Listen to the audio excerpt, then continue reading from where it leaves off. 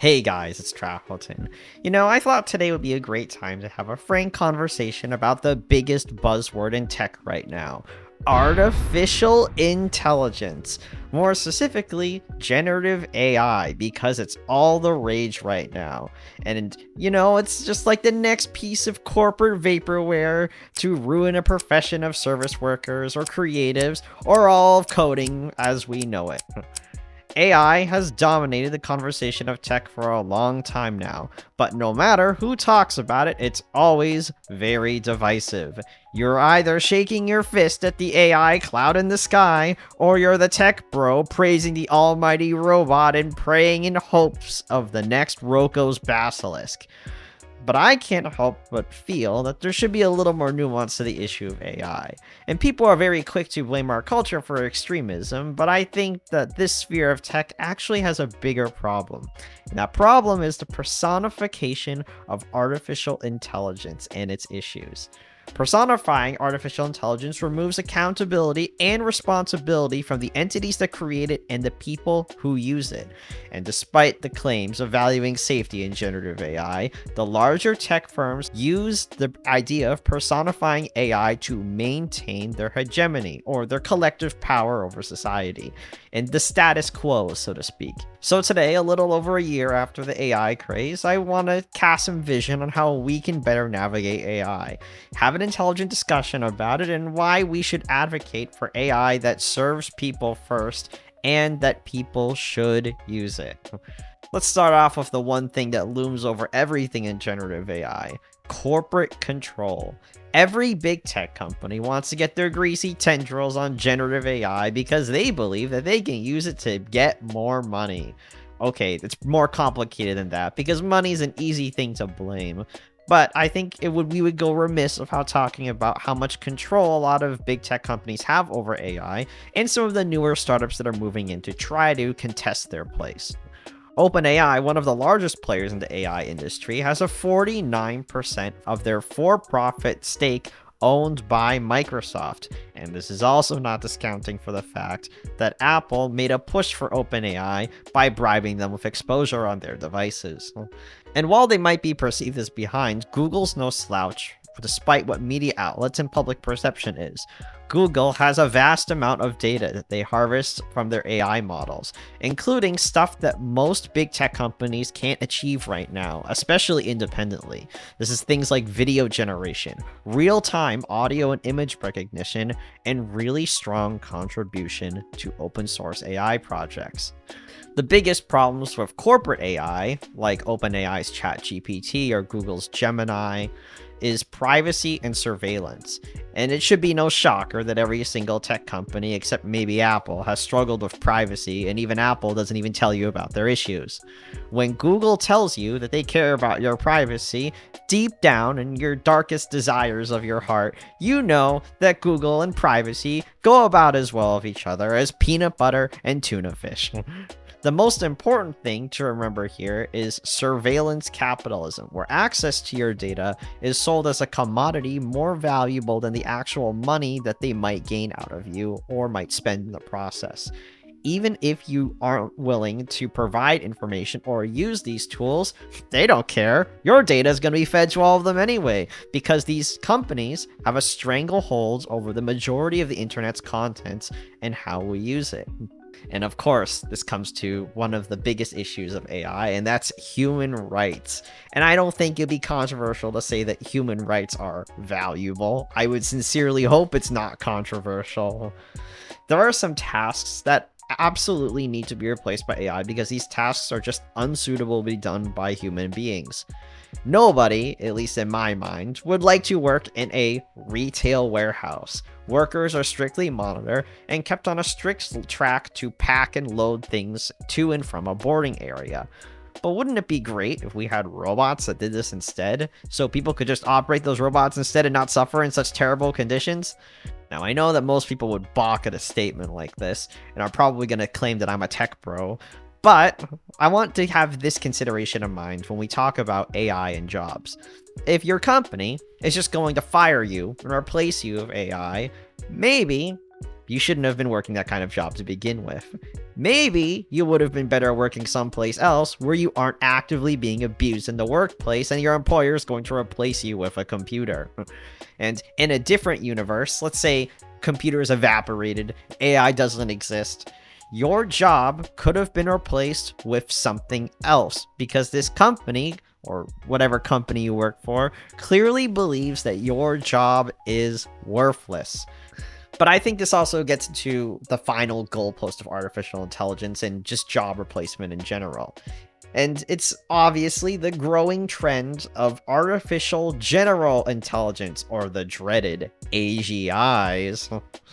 Companies prioritize money and certain types of work and try to build these larger AI to be everything machines. You can ask ChatGPT to do math problems. You can ask Google Gemini to write you short stories. You can ask Claude to answer all of your questions. Sounds familiar, right? Because let's think about this logistically.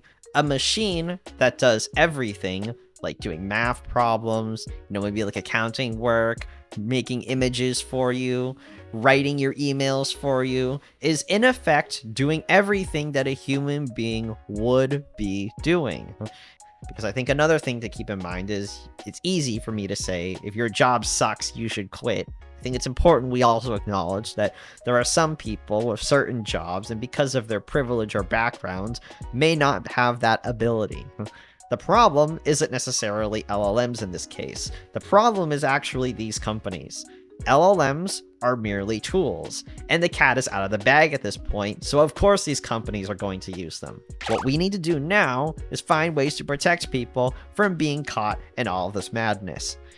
Generative AI is not going to be the end of civilization, and you cannot trust it as intelligence. It's just a glorified machine that parrots back a large amount of information. But what we can judge artificial intelligence for is as software. Right now, generative AI is part of the idealistic fantasy that corporations want to sell to other companies so that they can replace people as if they're problems to be solved.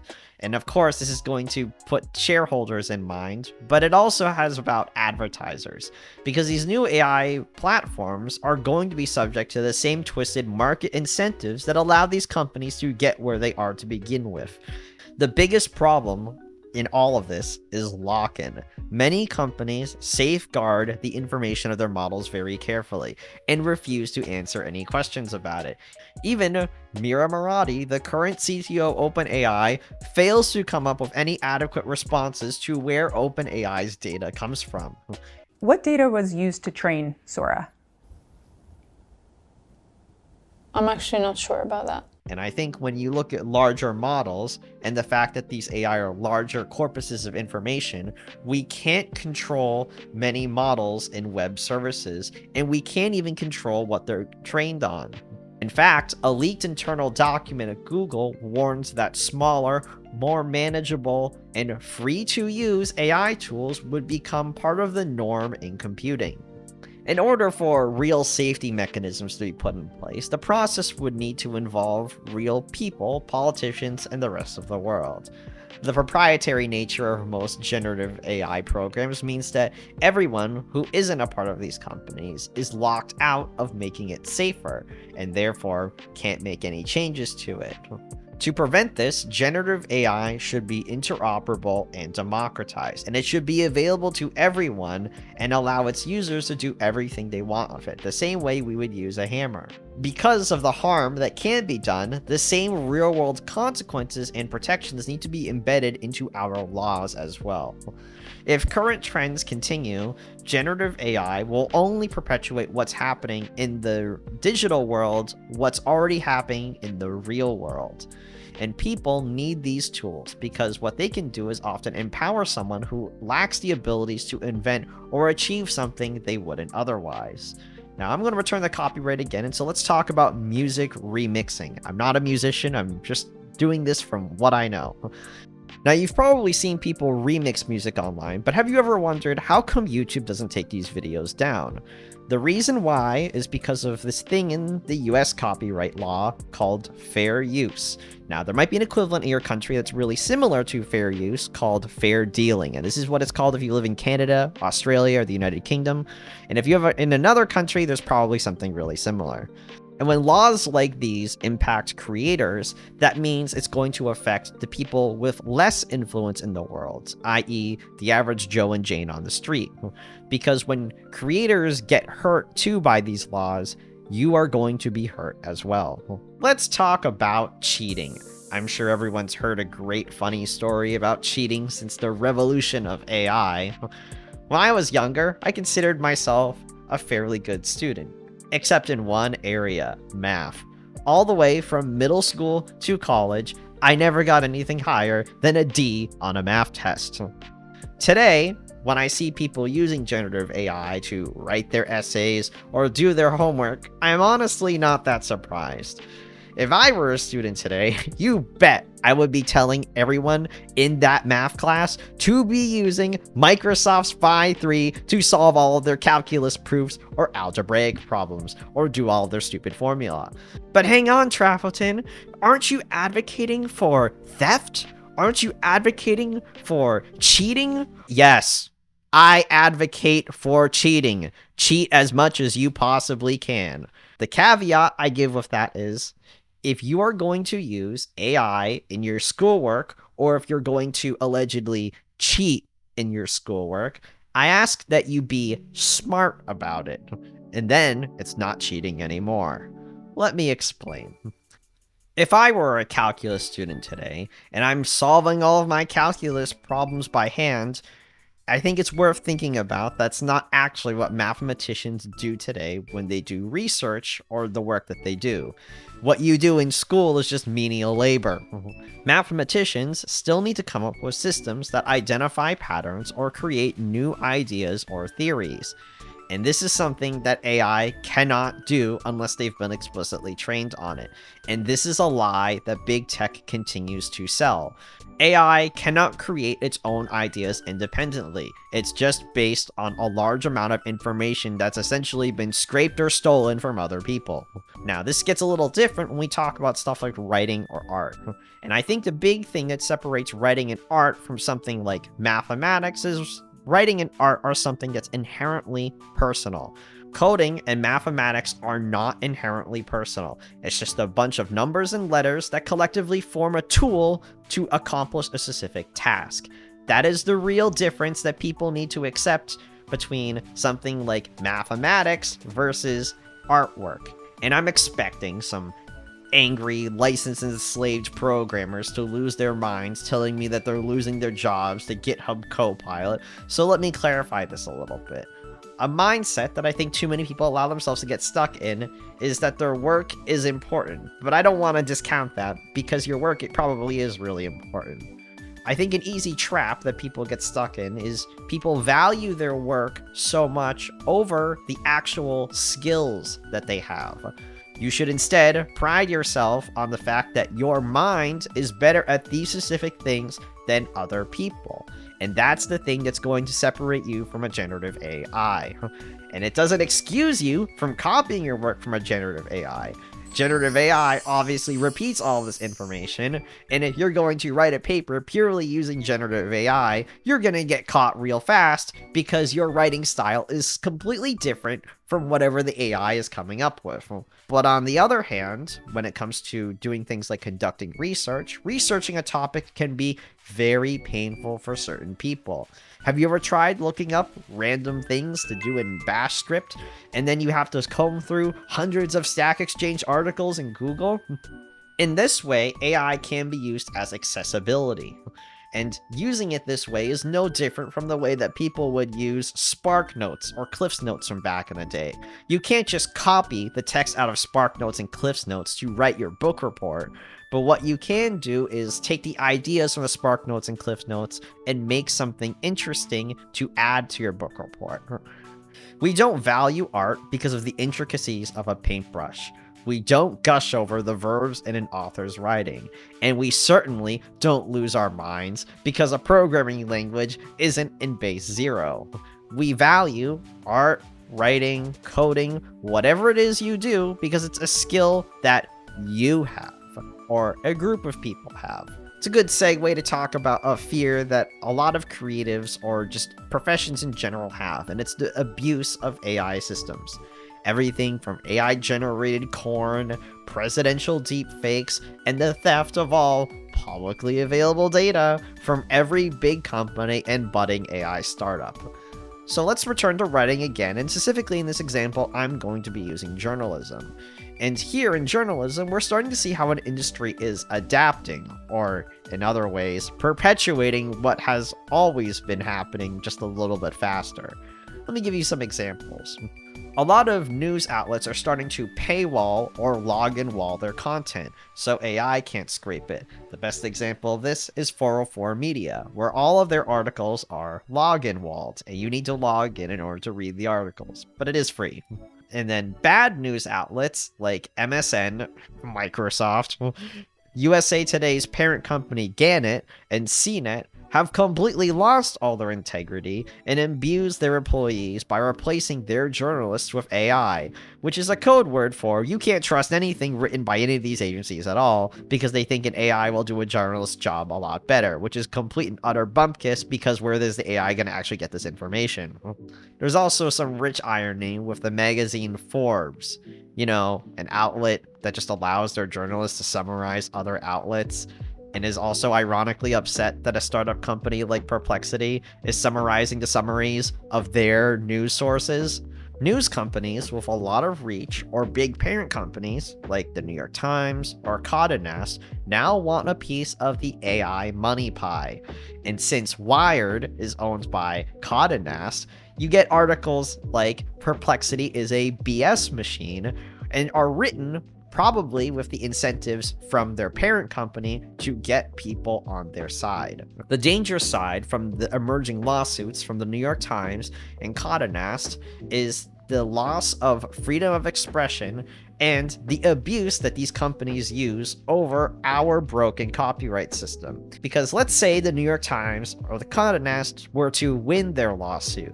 What they've essentially done is they've proven that the copyright system is too easily abused, because anyone who just summarizes or reports information from another outlet can now be classified as violation of copyright.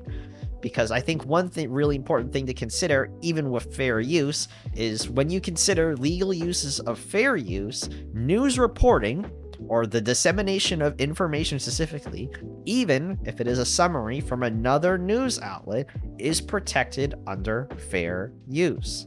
What's more, even if the Times or Condé Nast were to get what they want, they really aren't solving the problem. What they've only done is they've paid OpenAI, Perplexity, or the newest AI boogeyman of the week in weakening journalism and basically paying them a protection fee akin to what someone would pay to the local mobster. Big outlets like Condé Nast and the New York Times are able to afford this protection, but smaller outlets and independent journalists will not, and it's going to hurt them, not the big entities. Demonizing generative AI like these news outlets do is only going to hurt everyone and stifle innovation. What we need to do is we need to democratize generative AI, because when we have interoperable open source AI, everybody wins. Because I think it's worth pointing out that despite everything I've just said, and no Wired, a robots.txt file is not a sufficient means to block robots, and the robots should not feel obligated to listen to it. It's just something that was never adopted as a standard. A great example of this is the Wayback Machine does not listen to people's robots.txt files, especially if those websites are military or government websites. But why? Doesn't it seem really unethical of the Wayback Machine? I think that people deserve the right to do what they want with publicly available information, and that includes the robot refuse that crawls the internet. It's overreaching regulation like the Computer Fraud and Abuse Act, which has threatened things like web scraping in the past, and yes, this has gone through a US court and won. In my position as a creator who is on a platform that all of my data is handed to Google, who uses all the data that I give them and all the videos that I make for training AI per their terms of service and writes on a public website, I do what I can to block all artificial intelligence bots from scraping my content. The only way the behavior of these companies ends if you cut off the source of their data. And this means that you need to discover open source alternatives that won't harvest your information for neural networks or line their pockets. The meat and potatoes of the matter is, your skills are personal. Generative AI is not. And your work, whether it's creative or technical, isn't either. If we lose sight of this, we lose sight of our freedoms, and the people who don't have power in the world are going to be hurt. We can't stop the abuse that Facebook, OpenAI, Apple, Google, and countless other AI startups have committed. Instead, we need to understand that when we use tools about artificial intelligence, it's going to be tools that are open source, interoperable, and respect human dignity. And if people don't learn to adopt AI, it's going to fall to the wayside for normal people, and it's going to become completely controlled by corporate interests. We've seen what happens with the failure of open source software with the automotive industry, creative software, and virtual reality headsets. If there isn't enough manpower or interest from developers to work on free, private, interoperable generative AI, it's going to fall by the wayside and remain inferior to its closed ecosystem counterparts. Everybody needs open source AI today, and if it's open source, interoperable, free to use with little restriction, I am a believer in that kind of generative AI. Unfortunately, our laws have a long way to go, and right now favor the people who have been in power for too long. I just might not use it very much, because even if it's interoperable, and open source, and freedom-loving as we'd like, it's still just a glorified echo machine. Why don't you go leave a like on this video? Leave a like on this video if you also love the future of open source artificial intelligence, except when you consider it's artificial intelligence which is trained off of people's stolen information and can't be modified unless we actually go and create it ourselves, because training is really hard. If you are interested, there is a transcript of everything that I have just said on my website, Trafotin.com, and you can send me an email to my email. Also, if you're interested in supporting the work that I do, you can give me money through Patreon, YouTube memberships, or cryptocurrency.